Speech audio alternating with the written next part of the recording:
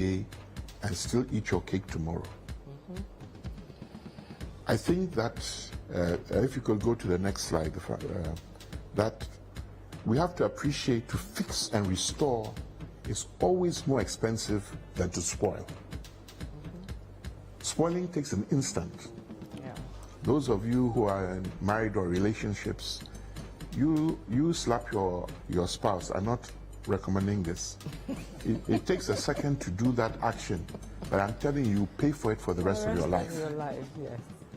So it is better not to spoil it in the first place.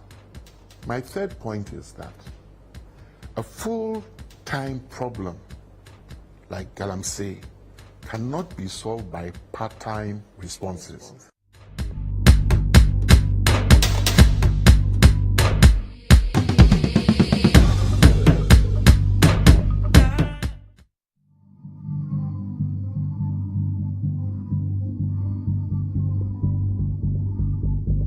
In Sechehiman, the source water we said is Pra, and then these are the supply areas. The whole of Sechehiman sends water to Elmina, and then also augments the supply from Brimsu to serve the whole of Cape Coast.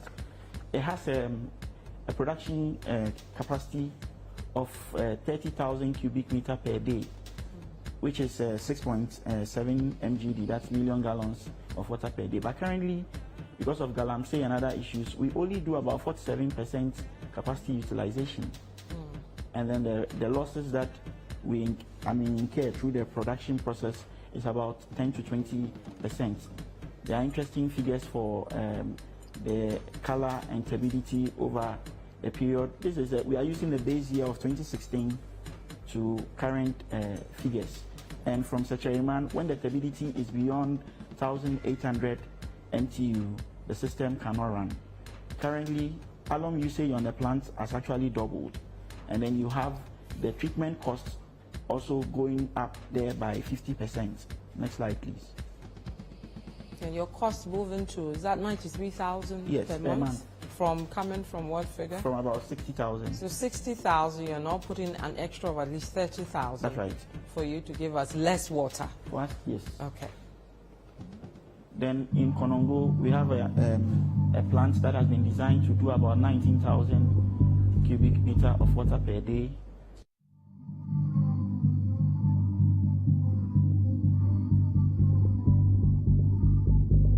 The cost of production has gone equally very high.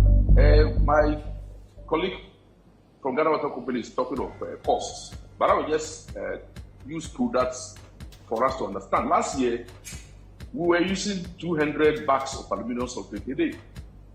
This year, we are using 300 bags of aluminum sulfate.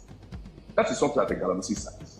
What it means is that Ghanaians on our own cannot protect our water bodies. And that is what has translated into the illegal mining, those who are mining in the rivers, because they do not see the need to protect that resource.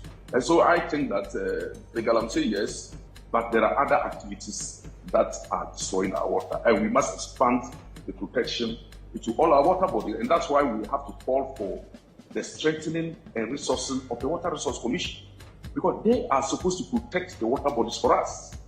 But I don't think they are resourced enough.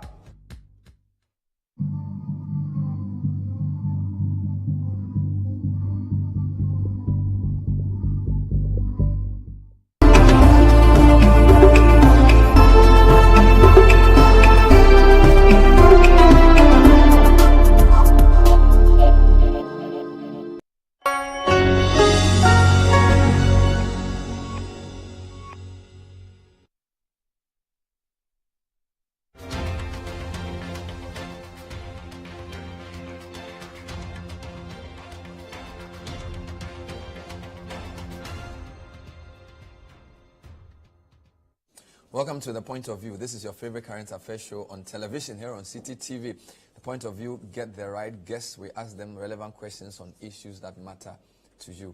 We have a live show for you tonight on the National Cathedral and matters arising. It's been described as $100 million hole in the center of Accra. The MP for North Tongue is back in Ghana from his expedition to the US with lots of information that he says shows that the National Cathedral project is not going well and should be abrogated. In fact, he calls for a thorough investigation of the whole process. But we have a response from the Secretariat to the bombshell that the MP released. When we come back, we'll be speaking to the issues. Stay with us.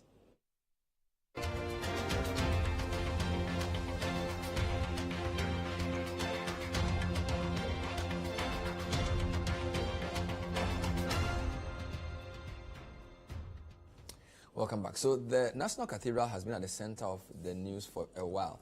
In August last year, the head of the Lighthouse Church wrote a letter to the chairman of the Board of Trustees resigning for the National Cathedral project. That was quite a bombshell. We got this letter later on because at the time it was released, it was not made available to the media. Following our review of this on our radio show, the chairperson of the Board of Trustees responded to the bishop in relation to some issues raised. We'll go through some highlights of the two issues. But the Member of Parliament for North Tongue has been almost like a lone crusader on this in Parliament. He essentially broke a number of stories about the untoward nature of things that were being done. He called for parliamentary probe. He also is at the center of a suit. He's been sued by one of the members of the Board of Trustees for defamation, which substantive case has not been heard yet. But he had an important victory this week when a contempt charge that was leveled against him by the Board of Trustees member was dismissed by the court. So he is in studio today with us to walk us through what else he knows about this National Cathedral. So if you go on the social media page, you would notice that he's been spending some time in the US doing some investigative, I don't know whether it's journalism or investigative detective work on the National Cathedral. You can call it parliamentary oversight. Wonderful. So I will come to that in a second, but I wanted to just give some background to the situation and to give some quick highlights of the Daki Osmond letter, because I think it gives a certain sense of where we are and then the response I was given. So the letter was dated 14th August 2022. And I'm not necessarily saying that the things in the letter are linked to what Mr. Blackwell is saying, but I feel it's good to give that context. Now, that letter was written to the chairman of the Board of Trustees, Professor Opoku Onyina, but copied to some of the key directors, or if you want, the Board of Trustees members. Apostle Professor Opoku Onyina is the chairman. Vice President is Archbishop Palmer Buckle. Secretary Reverend Victor Kusi Boateng. Members include Reverend Dr. Joyce Ayi, Most Reverend Awatri Pratt, Archbishop Nicholas Duncan Williams, Reverend Professor Emmanuel Mate, and then we also have Reverend Professor Cephas Omenyu, Most Reverend Justice Ofe Akrofi, Reverend Eastwood Anaba, and Reverend Dr. Frimpong Manso. In that letter, which the good bishop did not intend to leak to the media, he said, among other things, that even though he has been named as a member of the Board of Trustees, he's learned to his surprise that he is not duly registered as a director of the company of the National Cathedral, a company limited by guarantee. Instead, some other people whom he had never met are the real trustees of the esteemed board. He raises issues around the company's code and what it says about such things, his understanding of the company limited by guarantee, in terms of their fiduciary duties and what that implies for his continued membership of the board. He spoke about decisions being taken, like the decision to get a quantity surveyor to cost the project was taken without the trustee's knowledge, at least without his knowledge as a trustee. And then he states about 6 or 7, I am unawares of the cost of the guarding and the Bible Museum, which is an important part of the discussion we'll be having tonight. He is unaware of the involvement of foreign contractors and how they were chosen, how the cost of the projects keep changing. And then he also says, as a member of the Board of Trustees, they have never met the president to speak to him about their concerns, including the letters he's written about the cathedral. So on the 14th of August last year, he resigned. It is a 5-page letter. Now, it's important to point out that the chairman of the board responded to him. This letter is dated 18th January this year. And he did say in the letter that they had met the good bishop in private, but for the record, he sought to clarify a number of things. For example, he said that the National Cathedral is a partnership between the church and the state, and the roles of the state have been clearly spelled out in the partnership.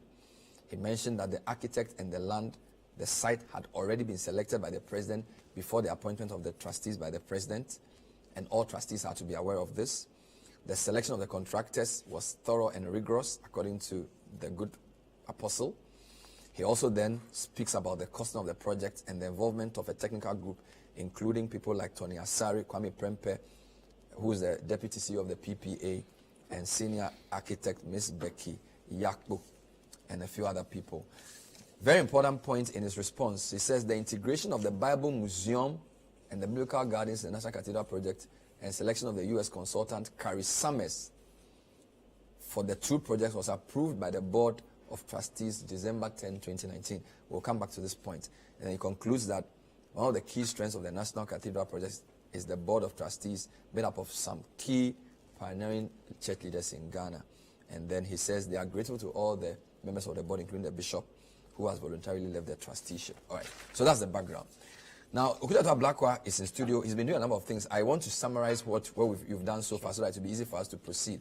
You've said a lot of things. When I just ran through our stories on National Cathedral, the first 10 stories have your name in it on our website. That to tell you that you've done quite a bit on this cathedral. So, for example, National Cathedral is registered in U.S. Trustees different from Ghana's. This is Ablakwa. This is May 2. May 1, TUC says convert Cathedral project to hospital. March 28 is a story. Actually, March 14, abrogate National Cathedral contract, dissolve Board of Trustees, Ablakwa. March 3, Parliament to set up committee to probe National Cathedral. We don't know if that has happened. January 25, all this year, National Cathedral, Ablakwa dissatisfied with Kusi Boateng's response on 2.6 million scandal. And then January 24, era of cathedrals long past, my campaign not against the church, Ablakwa. And then January 24 again, National Cathedral may cost $1 billion, not 400 million. And then he also, the same day, demolition for National Cathedral was reckless. All this on Omar Sanders' program. All right, so we know that you've been concerned about how things have gone. But what's the background to going to USA? What were you going to look for? And where did you go in the US? Well, so good evening, Bernard, and good evening to your distinguished viewers. I must, from the outset, emphasize that this project, this National Cathedral project, is one of the biggest projects that Ghana has ever undertaken.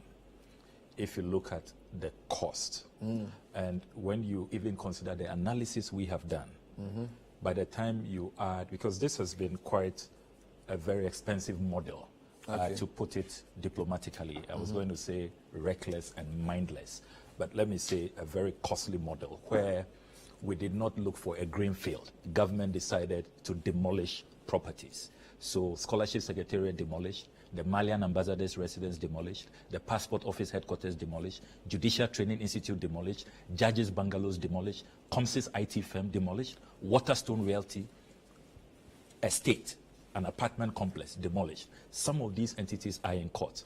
The Malian ambassador has just been offered land at airport residential area. He's waiting for the construction. So we've done the analysis. When you put all of this together, remember that the passport office is going to cost us about 10 million cedis to replace it. The Chief Justice is saying he needs he said $50 million to replace the Judicial Training Institute. When you do all the analysis, we estimate that this project will cost the Ghanaian taxpayer potentially $1 billion. I have here the contract that was signed. And if you look at the contract figure, it's 383,465,660 Ghana cedis. But it comes with a lot of exclusions. There are exclusion clauses. So professional fees excluded from this amount. Items under consideration, excavations, rock excluded. Site instructions, the subcontract appointments excluded. Savings on import duties. Escalation of construction costs due to COVID and global inflation excluded. Extension of time claims and cost implications of same. Finance charges on unpaid amounts to main contractor. Standing time claims from main contractor. The standing time, as we speak, it's been about 13 months of no work. That's why a couple of weeks ago, I held a press conference and said that, look, based on the contract we have signed with these guys, it's better to abrogate the contract, because every day that there's standing time, there is waiting period, no construction going on. We are paying for that. I continue with the exclusion clauses. Abortive and rework costs due to main contractor suspension. Museum displays and fit out. So this $383 million is just for the shell, really. The building. The building. But the museum displays and fit out, and that can be very costly if you talk to those who are involved in antiquities. It can be very, very costly.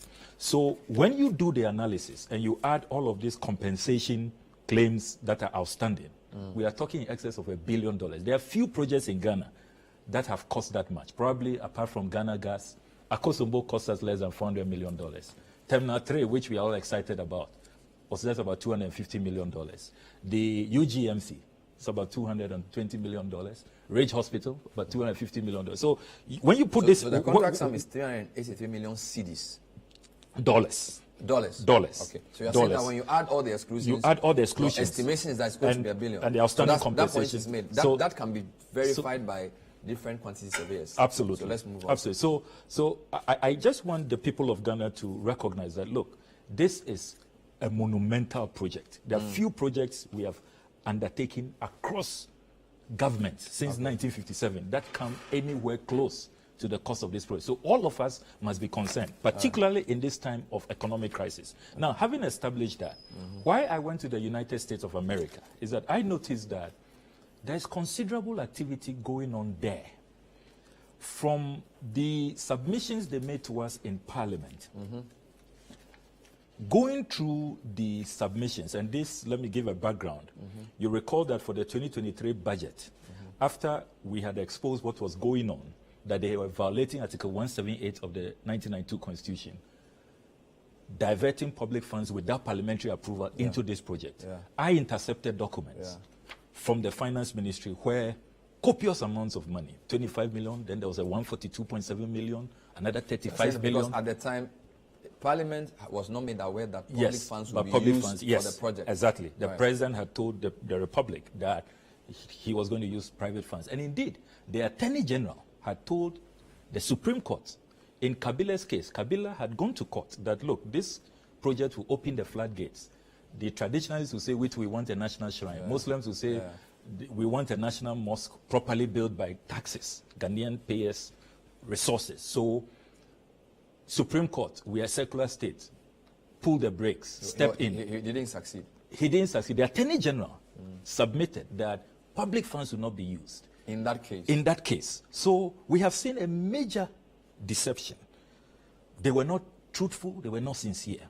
So in the 2023 budget, they were now compelled, after the vote of censure report, when we asked that the finance minister should provide details, that's when he brought the report which revealed that so far $58 million had been spent on the project from our taxes. So in the 2023 budget, they put an allocation of 80 million cedis. So when they came to Parliament to request approval, we then said, look, we want to know how much the $58 million, which at the time worked out to about 330 million cedis at the exchange rate at the time. We want to know how much of that has been used really for the project. What is the breakdown? We want full accounting, and that's what Parliament does. Before we approve, we must know how much what was approved has, what it has been used for. So they brought us this pile of documents. And going through, I noticed that we were spending quite a bit on foreign entities located in the United States of America.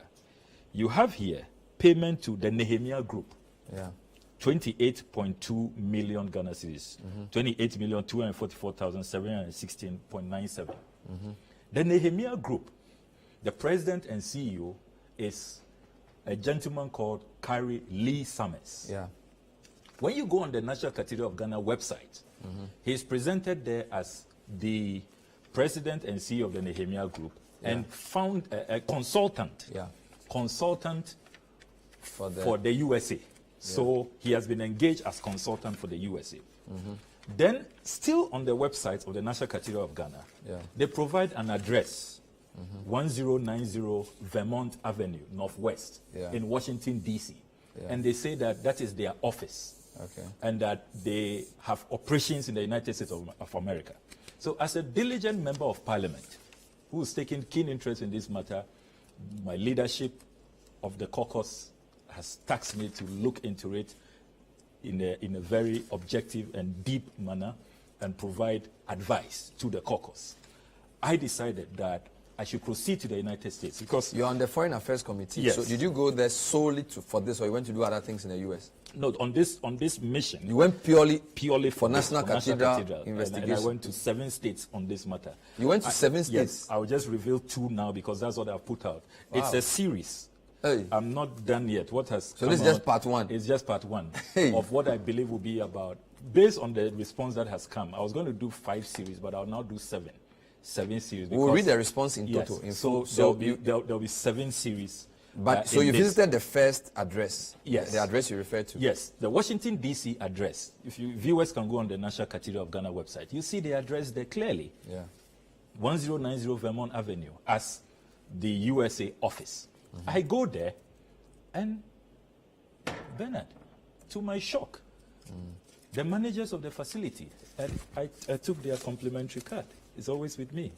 You were wearing the dark. You were wearing shades. Yes, but... you were wearing dark. Did you tell them who you were? Yes, eventually I did. Or you are learning initially I did investigative journalism stuff? Yes, I'm learning from you. I went undercover. So the managers are called Capital Concierge. Capital is spelled C-A-P-I-T-O-L. Concierge. And they are the facility managers? They are the facility managers. And the manager is Karen Smith. I see. This is her card. Yes, I'll show that picture. I think you were standing at the reception. Yes. Good. And she took me through the entire registry of what they do there. What they do there, and the list of entities. Yeah.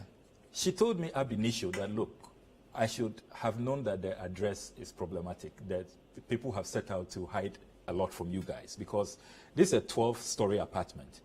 You don't just give an address of the building. There should be a suite number, a specific office number, and a floor. If you just put 1090 Vermont Avenue, I mean, they said somebody was just passing by and saw the address and just... So that could be like, I get it. Yes, so but beyond that, they said, okay, it could just be that probably whoever designed the website was sloppy. So let's go through the entire list. So we went through.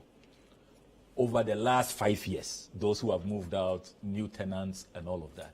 I can recall some of the entities. Bank of America has a branch there. University of Southern California has a branch there. I saw a Verizon office. There is no National Cathedral of Ghana there. Never. They said they've never been there.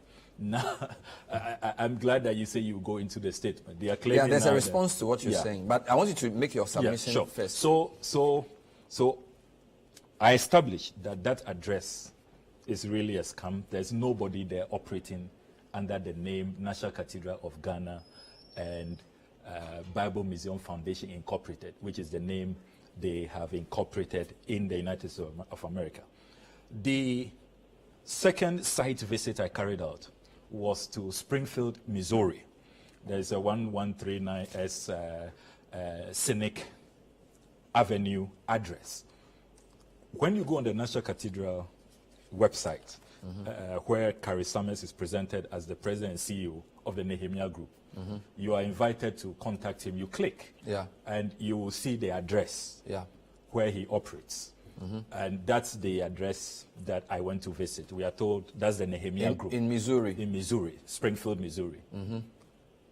Very long journey.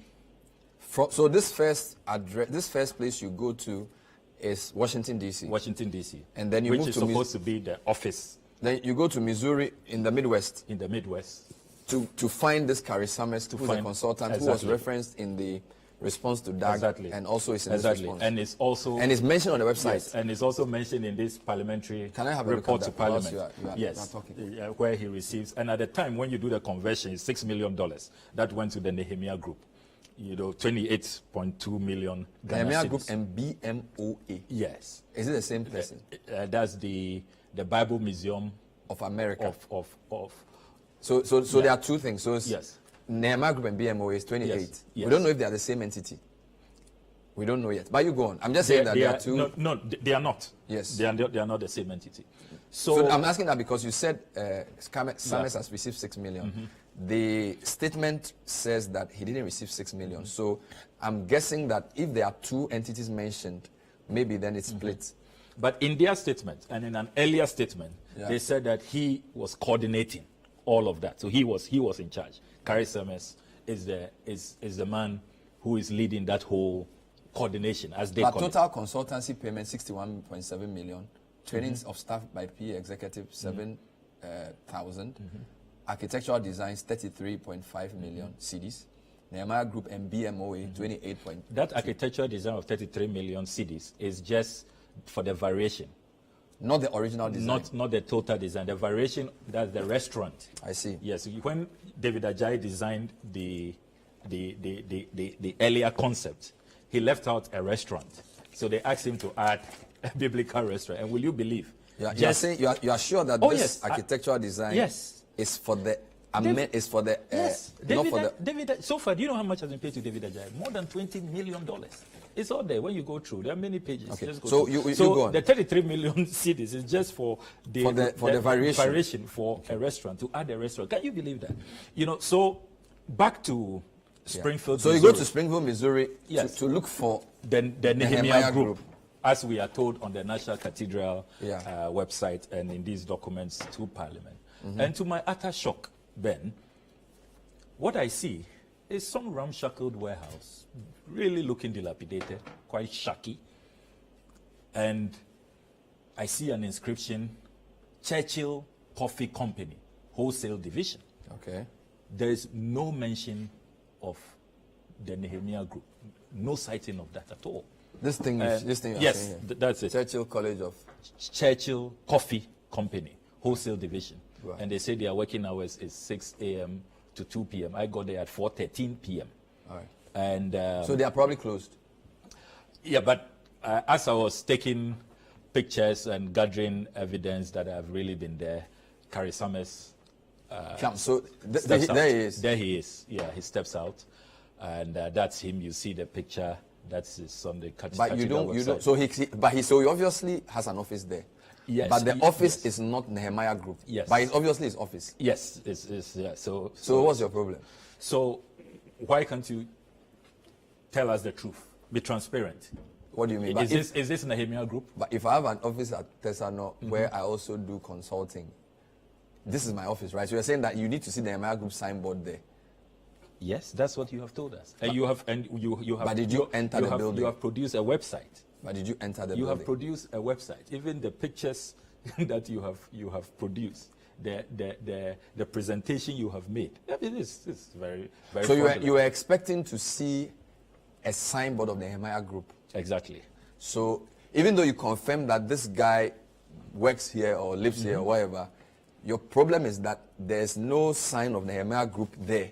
Absolutely. And to the extent that the Nehemiah Group is mentioned on this important project, yes, you expect more about the group when you go to a place like this. Yes, I mean there should be. But does he know you are standing there? Does he know? Wait, go back to that picture. I want to know what was he doing? Where was he going? No, what was happening here? Well, what was he holding? He looked, I think, his clothes. Because again, there's a response to that. Yes, he looked very casual. I suspect that he was probably going to do some. Yeah, okay. I will respond. I will read the response. We come back. So, but did you talk to him? No, I didn't because it was very early in. Does he know who you are? I don't think so, because I was quite disguised. I didn't want him to. But I can see your head. I know. If this is how you have known me from. If this is how Anand does the work, like. you have known me from sort of an observer. Yes, because it was quite early. But you are sure this is the man? Early. Oh, that's him. There's no doubt. So let's go on. No doubt So you go to this place. You expect to see the Nehemiah Group. You don't see it. Yeah. It's a coffee building, but at least you see the man there. Yes. All right. Where is he going? Yeah, so he went to sit in his car. He walked quite briskly. Okay, take me back to another picture, guys. I want to see something. Sat in his I want to see which building he showed. Take me back to the next picture. Oh, so, guys, next picture. No, I've seen this already. The next one. Where is this? Yes, so this is behind the warehouse. So this is still Springfield, Missouri. Springfield. So this is the coffee building. His mailbox. This is mailbox. So you saw his address there. Yes. But they've not written Nehemiah Group on the No, mailbox. Nehemiah Group. Yes, that's why I paid close attention. But this is his office. Yes. Next picture. No, there's one. He was standing on reception. Oh, you are sleeping. Go to this. Okay. Where is? Okay. So, yes. Where is this? Yes. So this is the first place I went to in Washington D.C. Okay. This is where you got this card. Yes. And the lady who where we are told that if you want to engage with the National Cathedral. So the USA consultant is their in the office. USA. This is the office. This is where you come. That's what has been put out on the National Cathedral website. But when you look through the registry, you're saying there was no National Cathedral of Ghana. And but does Carrie Summers have an office in this building? No, he doesn't. He does not. He doesn't. Show me the next picture. And the claim of some agents that there is no. We'll deal with that. Where is this? No agent. So this is. I just come outside of the main building. Yes, so that you see the address 1090 Vermont Avenue. So you're saying that this address does not give any indication that the USA Office of National Cathedral is here? Yes, it's not there. Wonderful. I'll take a break. So far, investigator Black has given some evidence. I have a response from the National Cathedral that I got about an hour before we came on air, and I'm going to read the portions that he has made reference to, so that when he makes the claim, I'll respond to it. But we're live tonight with the MP for North Tong, who has just returned from the US. And he says that the National Cathedral project has too many questions than answers. We'll be back. Stay with us.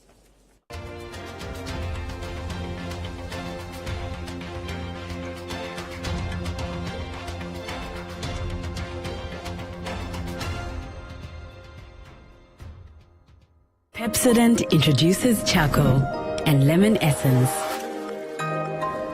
The unique combination of natural essences whitens teeth naturally for you and family, because every smile matters. New Pepsodent Herbal. Introducing a unique combination of herbal extracts in an antibacterial toothpaste for strong teeth and healthy gums that protects your family and you. Every smile matters.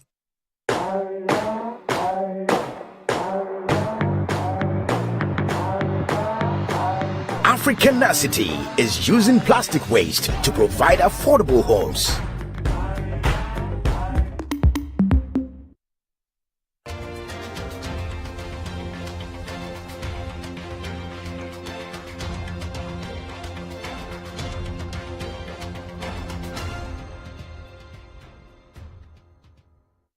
Welcome back to The Point of View. So tonight, the MP for Norton, Okudzeto Ablakwa, is back in Ghana, and he says he's released a number of bombshells on National Cathedral.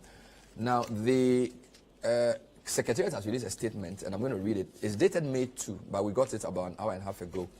And let me just read the parts that relate to what he said so far. The attention of the National Cathedral Secretariat has been drawn to accusations framed as 5 bombshells on the National Cathedral's activities in the USA. As the Secretariat has always argued, issues of accountability are critical to a project of this nature. Consequently, it is legitimate and we welcome parliamentary oversight of state resources in the project. However, we insist again that parliamentary oversight is not exercised on social media, but in Parliament or through statutory bodies established for the purpose. Consequently, the Secretariat is determined not to be drawn into or engage in a constant tit-for-tat social media war on the project. But as and when necessary, the Secretariat will provide information or clarification on different aspects of the project. This is what we seek to do in this response to the so-called bombshells from the US. The bombshells from the USA. So 1, the first reported bombshell is that the Cathedral project is registered in Washington under a different name. For the record, the National Cathedral of Ghana and Bible Museum Foundation Incorporated is not the USA branch of the National Cathedral of Ghana. Rather, it is a special purpose vehicle created for the specificities of the US fundraising needs of the National Cathedral project. Let me repeat this one for emphasis. For the record, the National Cathedral of Ghana and the Bible Museum Foundation Incorporated is not the USA branch office of the National Cathedral of Ghana. Rather, it is a special purpose vehicle created for the specificities of the US fundraising needs of the National Cathedral project. The foundation was and is strictly a mechanism for fundraising in the US And the two issues for which we are fundraising in the U.S. are 1, the National Cathedral of Ghana, and 2, the Bible Museum. And this is clearly seen from the Form 990EZ, Part 3, which clearly states the foundation's primary exempt purpose as, quote, to raise funds to support the construction and maintenance of the National Cathedral of Ghana in Accra, Ghana, and a museum commemorating the history of the Christian church in Africa. In effect, the so-called difference in name reflects the two areas of fundraising in the U.S., National Cathedral and Bible Museum. The transition to a full-fledged representation, forgive me. Yes, the transition to a full-fledged representation will be a process led by the Board of Directors in Ghana and with input from the Attorney General. This will involve a reconstitution of the current board. The second bombshell is that the address of U.S. registration documents is fraudulent. This bombshell, quote-unquote, unfortunately, stems from a basic but fundamental lack of knowledge of the U.S. nonprofit sector. A nonprofit organization needs a registered agent in the state of the registration. This is why on the incorporation document, it is referred to as registered agent's name and address in the District of Columbia.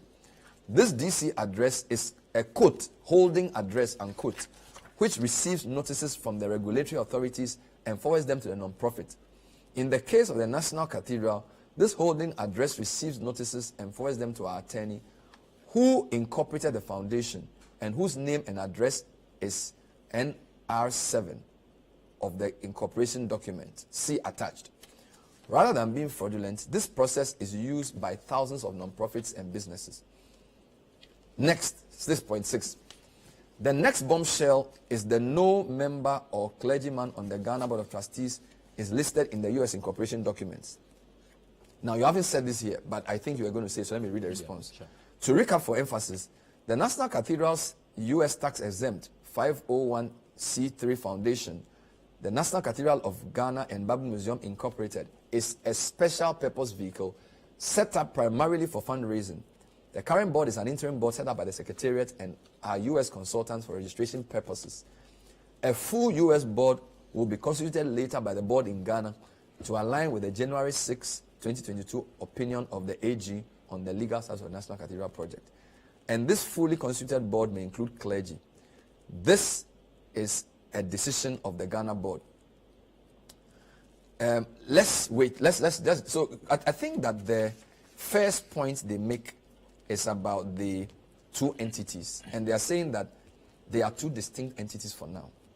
Second point is about the address you showed me that you went to. And to be honest, this is not the first time I've heard this, that there are registration agents whose physical addresses may not necessarily be the address of the entity they are registering. So I've heard this before. So I'm not sure if when you entered and picked the woman's card, you asked her whether there was an agent, a registration agent there, which then could have clarified the point. So I just wanted your comment on that. No, I did. I mean, I know that. I know about agencies. And indeed, if you look at the articles of incorporation that I have secured, the name of registered agent is there. That is Corporation Service Company. Good. And I checked on that. They are not there. So this corporation... So Corporation Service Company is not there. The agent that would have registered as a profit doesn't have an office there. Doesn't have an office. And they say that it's a holding place for communication and all of that. They are not there. The agent is not there. Can I look at that? It's here. The agent is not there. If you want to submit any communication, you have a letter for them, National Cathedral of Ghana, or their agent. They are not there. And look, that is it's a very imposing building. It's in the center of the capital of the United States of America. Our international viewers can go there. Go there tomorrow morning and find out. So this Corporation Service Company gave an address as 1090 Vermont Avenue, NW, Washington. The same place I went to. But when you got into the building and you looked through the registry and spoke to the lady, there was nothing like Corporation Services Company there. They are not there. So you do admit that you didn't necessarily expect to see a National Cathedral of Ghana office in the building. If you had found this Corporation Services there, you would have been satisfied. So if you have found this agent's office there... So there are two things. Yeah. You can find the agency, yeah, and be satisfied. The agency will tell you that, look, we also work, yes, for this entity and probably other non-profits. That was not satisfied. So if you had found that, you would have been a bit satisfied. I would have been a bit satisfied. That Okay. was not there. Okay. And then I also have this document from the IRS. When they applied for their tax-exempt status, that's the address. When they were communicating with the IRS, they didn't tell the IRS that they are working through agents. They put that same address there, the 1090 Vermont Avenue, as their address. So that's why I was expecting two outcomes, either the agency or what they told the IRS when they applied for their tax exemption status, that is their office. That's what they told the IRS. and that also was not satisfied. They are not operating in that office. But the IRS obviously didn't have a problem with that address they gave. Well, I mean, later on in the series of exposés I'll be putting out, you'll notice that the IRS were quite sloppy.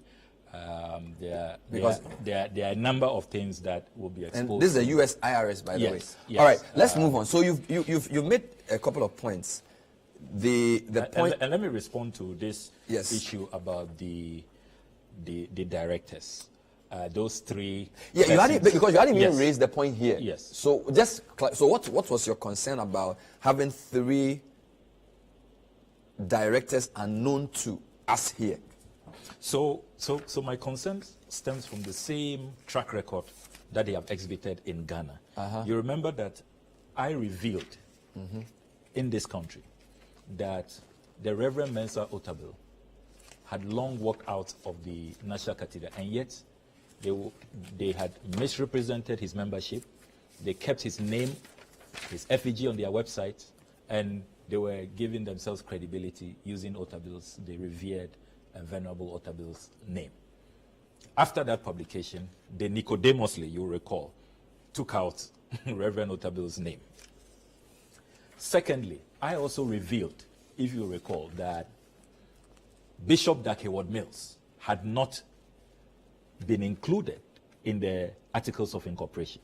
He was not registered as a member of the trustees. Yeah. Subsequently, His letter proved that. Bishop Dak confirmed that in his resignation letter. Yeah. They have done the same thing in the United States of America. Before I traveled, I have my sources on the board.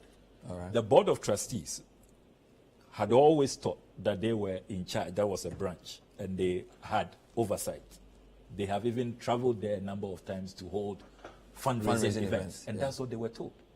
So this came to us as a shock, because that's not what the board knows. That's not what we know in Parliament. It came to us as a shock that you have only Dr. Polopoku Mensah there. There are two new additions, Eric Ochridaku and Dr. Vernon Daku, who hitherto were not known to us. Within the National Cathedral conversation. Yes. And when you go through that statement, Yeah. they themselves admit that they have to do the right thing. They must transition. Yeah. And that there's a January 6, 2022 advice of the Attorney General. Yes. I mean, That they should. do the right thing. Yes. And so that the board of directors, the in Ghana trustees, will align and have oversight. Yes. I mean, when are they going to do that? If I had not revealed this, and you know why this, you see, I'm forced tonight to things that I'll have revealed later. You know, these three, the monies that have been collected in the name of fundraising, and as we speak, they have not filed their returns. They have made no declaration to the IRS. So you cannot know how much. Okay. And the way they have also done the fundraising scheme, when you pay, and I tried it. You tried to actually donate. Yeah, I lost some good dollars. So I paid $100. Okay. And all you see is a paper. It goes through a paper, so you don't get to really see the back end of who's receiving. Exactly, the money. who is receiving. And they've done all of these receivables for about 2 years. So you'd have thought that if the Ghana board doesn't have oversight on Yes, US they don't activities, have oversight. then if they are collecting money, how accountable would they be? How accountable would they be? And the documents I have from IRS list these three as the beneficial owners. They are in charge. They are signing everything. Another thing I'll be revealing later is Vernon Daku's activities in other states. But individuals. So the US IRS is aware that the US entity is a non-for-profit, and they are raising money for Bible Museum and National Cathedral. Yes, except that they are supposed to, as federal law demands. Yeah, but we don't know if their financial year Or they've been doing it for 2 years? They were supposed to file May 15, 2022. They didn't. Okay. This year, by May 15, they would have a to couple file. of weeks, they have to file. They have not. So which means that the Ghana people may not know. Yes. But Opoku Mensah is on both. So he can tell. Opoku Mensah is the executive director of the Ghana, and then he's also a member of the three. So he's the bridge, is he not? How is that a transparent arrangement? The board of trustees, and I can tell you on authority that the trustees are very concerned. Let me read the response to the point you just made for the sake of fairness. So this is the bombshell from the USA. Yeah. No, sorry. This is point 6. The next bombshell is that no member or clergyman on the Ghana Board of Trustees is listed in the U.S. incorporation documents. You mentioned the 3 names. Yes. To recap for emphasis, the National Cathedral's U.S. tax-exempt foundation and the Bible Museum is a special purpose vehicle set up primarily for fundraising. The current board is an interim board. This is the U.S. board, set up by the Secretariat and our U.S. consultant, the man you meant there, yes, for registration purposes. A full U.S. board will be constituted later by the board in Ghana to align with the January 6, 2022 opinion of the AG on the legal status of the National Cathedral project. And this fully constituted board may include clergy, not will, may include clergy. This is the decision of the Ghana board. Point number 7. The fourth bombshell is that the identity of the 2 unknown men in the U.S. incorporation documents. First, incorporation documents are public documents, and hence the identities of those behind the registration of the National Cathedral of Ghana and Bible Museum cannot be secret. So he's saying that once you are incorporated, you are in the public record. Second, these are 2 well-placed Ghanaians in the USA who have shown commitment to the National Cathedral project since its beginning. The first is the New York-based Ghanaian attorney, and this can be verified, Eric Ochredakun. Mr. Ochredakun is a lawyer admitted to practice both in Ghana and New York. He also holds a master's degree in international business and trade law and has provided numerous assistance to the Ghanaian embassies in New York over the years. He was the first in the U.S. to arrange a meeting in January 2018 with potential funders for the project in New York. He subsequently brought some potential New York funders to visit the project in 2021. Despite the incessant misinformation and distortion around the project, this group still remains interested in the project. The second unknown, Dr. Vernon Dakum, unrelated to Eric, is an accomplished Ghanaian businessman based in Houston, Texas, the west coast of the U.S. Dr. Dakum previously served on the U.S. Exim Bank Sub-Saharan African Advisory Committee as an entity established by the U.S. Congress to provide expert policy guidance and strengthen bank support for U.S. Africa export activities. He has also served on the bilateral U.S. Arab Chamber of the Commerce Africa Inside Board of Advisors and on the Greater Houston Partnership Board Trade, etc., etc., etc. As a member of the U.S. Exim Sub-Saharan Advisory Committee, he played advisory roles in the establishment of the bank. Then they said Dr. Dakum has shown exceptional commitment to the project since its inception in 2017. He introduced us to one of the major institutional partners of the project, Jerusalem Prayer Breakfast, whose leadership has brought to Ghana in September 2018 to visit the project. In addition to being a donor, he has also been central to our fundraising efforts on the west coast of the U.S. and in fact arranged for the Houston fundraising attended by the president to be hosted at the private club of which he is a member. And then he talks about it was because of their early and consistent commitment to the project that the Secretariat and not the government suggested they be used to incorporate the foundation. One of the requirements for the incorporation is to have a U.S. Social Security number. The 2 alleged faceless individuals provided the needed legal documentation to enable the registration to be fully completed. Finally, these two are involved voluntarily with no compensation whatsoever. These are dedicated sons of Ghana offering to serve their country whenever possible. To impugn malfeasance and question their integrity is extremely irresponsible. That's the response. So, first of all, it is important to emphasize that nobody has accused these 2 of malfeasance. Okay.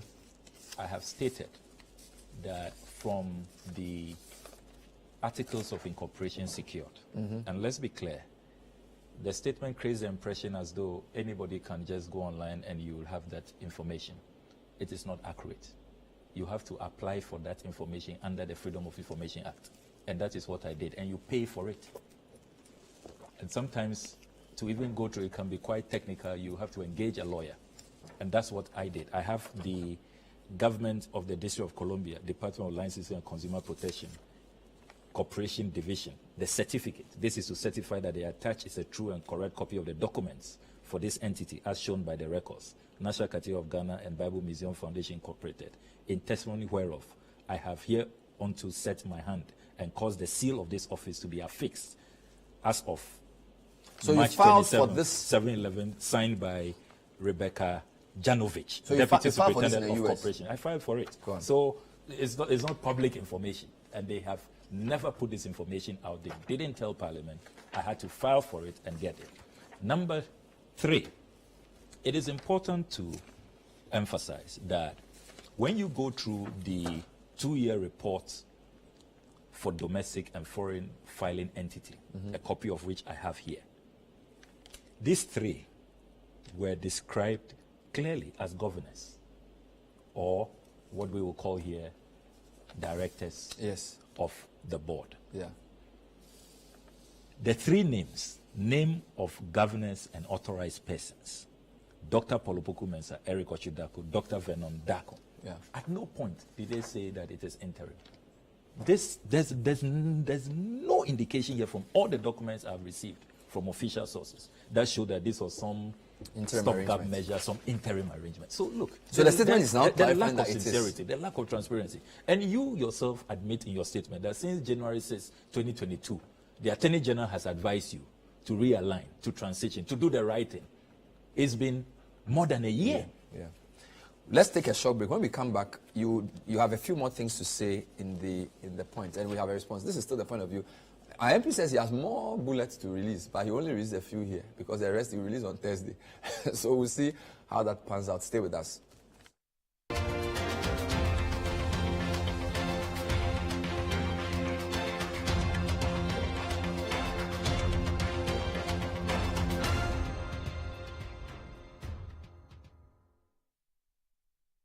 Finally, anyone can become a household.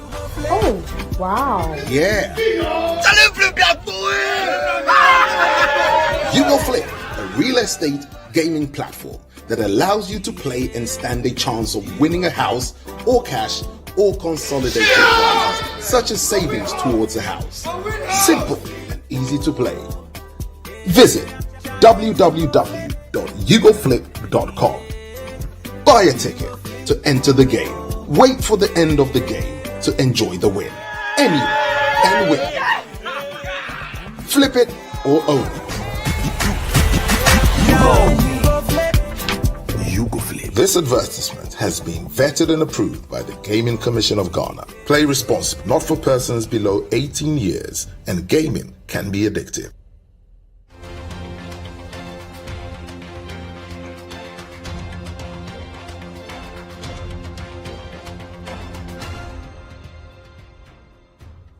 We're still on the point of view, and MP for North Tongue is my guest, and he's giving us information about what he found in the U.S. How long were you in the U.S., by the way? About 9 days. And you visited 7 states. Yes. And so far, the information you put out is on 2 states. Yes. Washington, D.C. and Springfield, Missouri. Yes. Missouri. All right. What else is untoward to you based on your findings?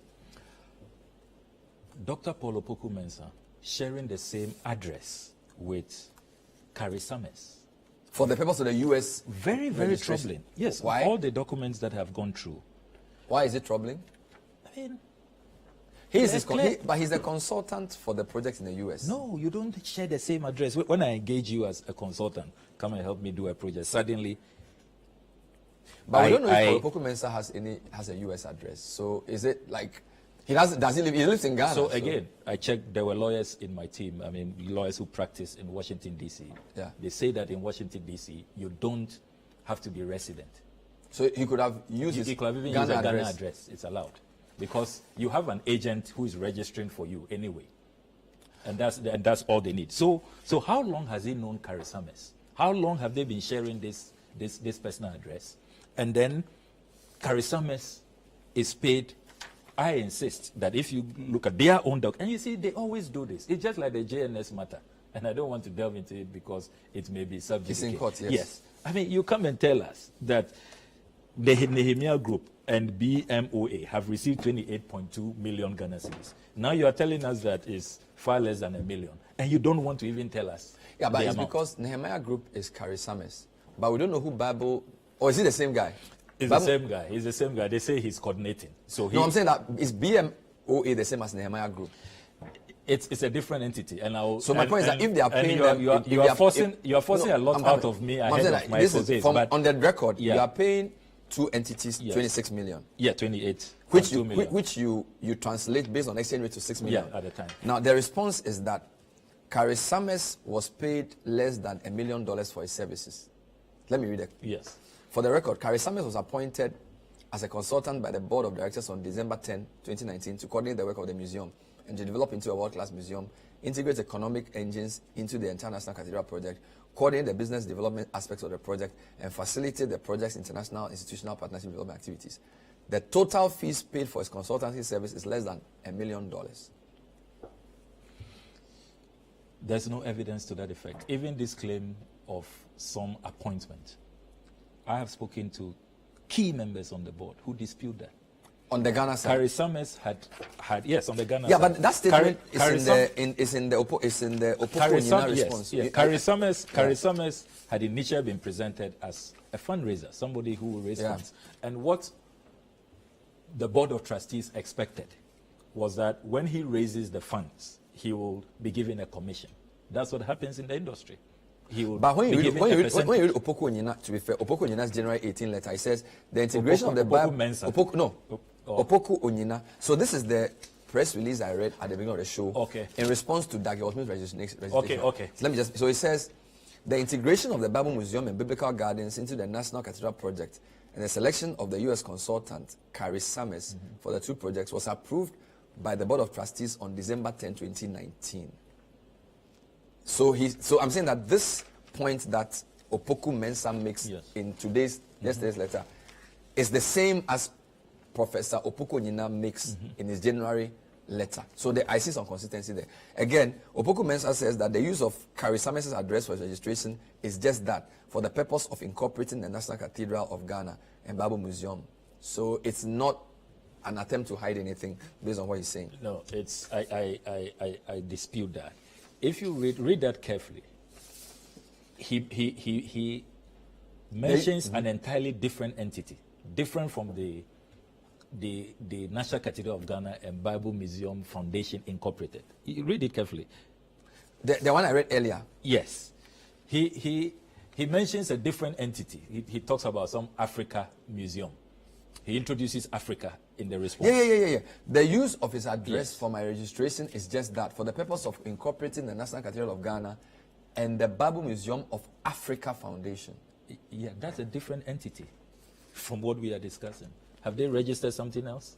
I'm talking about the Bible Museum Foundation Incorporated. The BMAO thing on that document, what is it? In the document you gave me, yes, the 26 million that was paid. Yeah, the 28.2. It was paid to 20. What was the first one? Yeah, Bible Museum of Africa. Is that not the BM?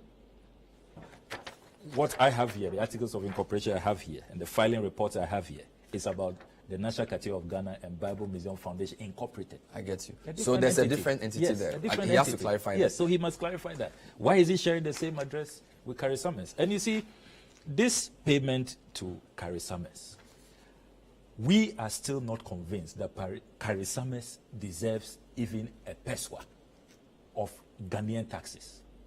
We insist that he must refund, because this business of coordination, that is why we set up the secretariat.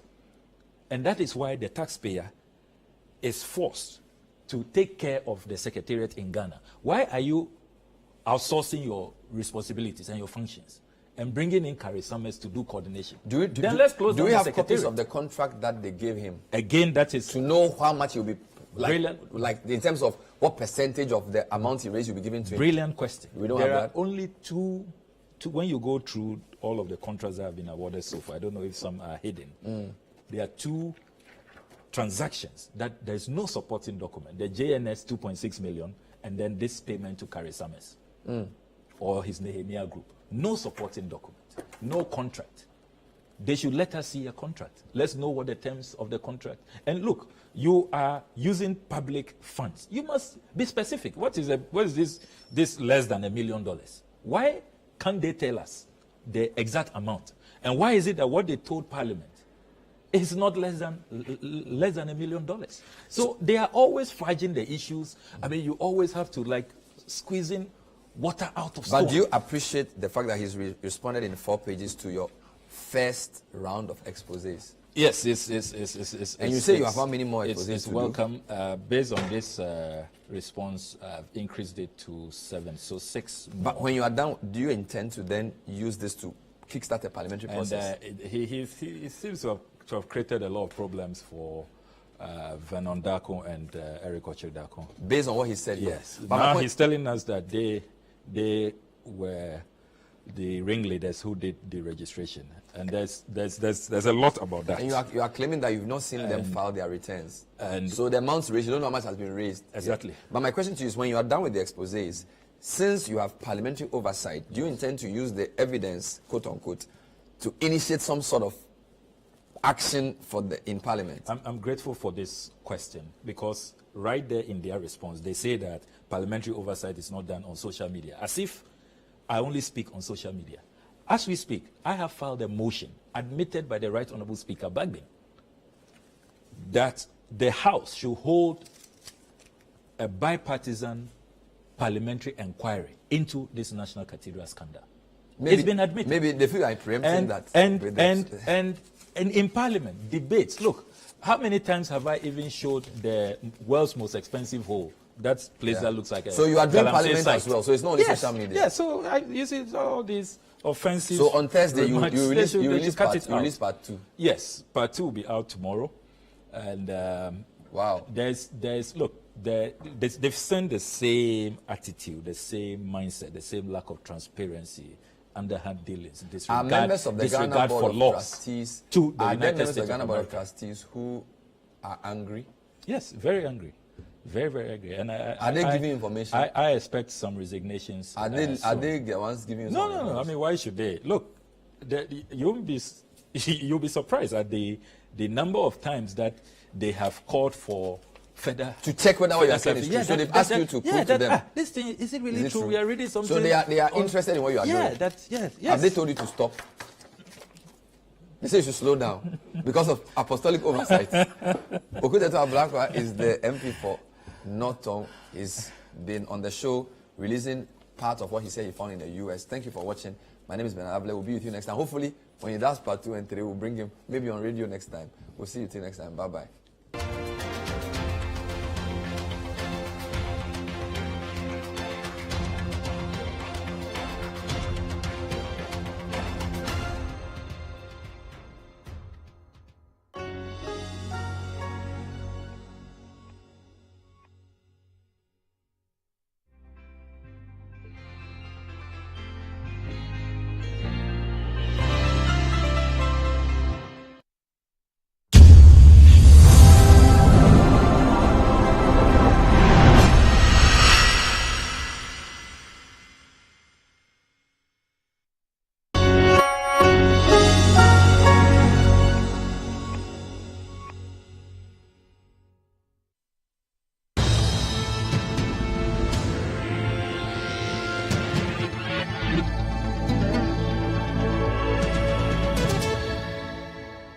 Hello and welcome to City Sports Roundup with me, Benjamin Nketia. Coming up,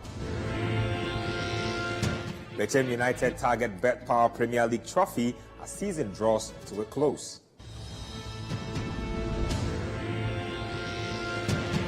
Also, Leeds United appoint Sam Allardyce as manager until the end of the season.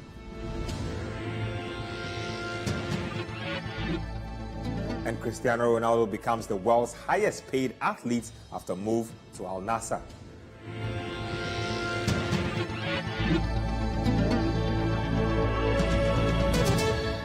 Let's get to the details of our stories now. Our Black Satellites Management Committee member Samuel Abuebere has lamented the lack of maintenance culture with sports infrastructure in the country. His comments come on the back of Ghana hosting the Under-20 Girls Tournament from May 20 to June 3, 2023. In an interview with City Sports, Samuel Abuebere highlighted the importance of prioritizing infrastructure that will aid talent development and allow for more tournaments to be hosted in Ghana.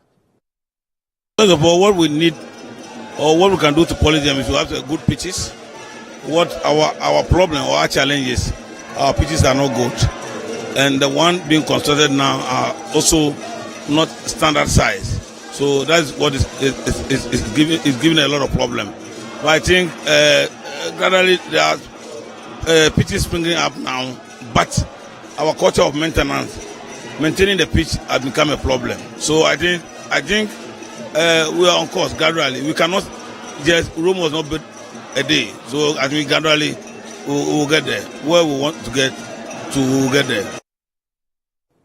Now, Samuel Abuebire, who also doubles as chairman of the Greater Accra Regional Football Association,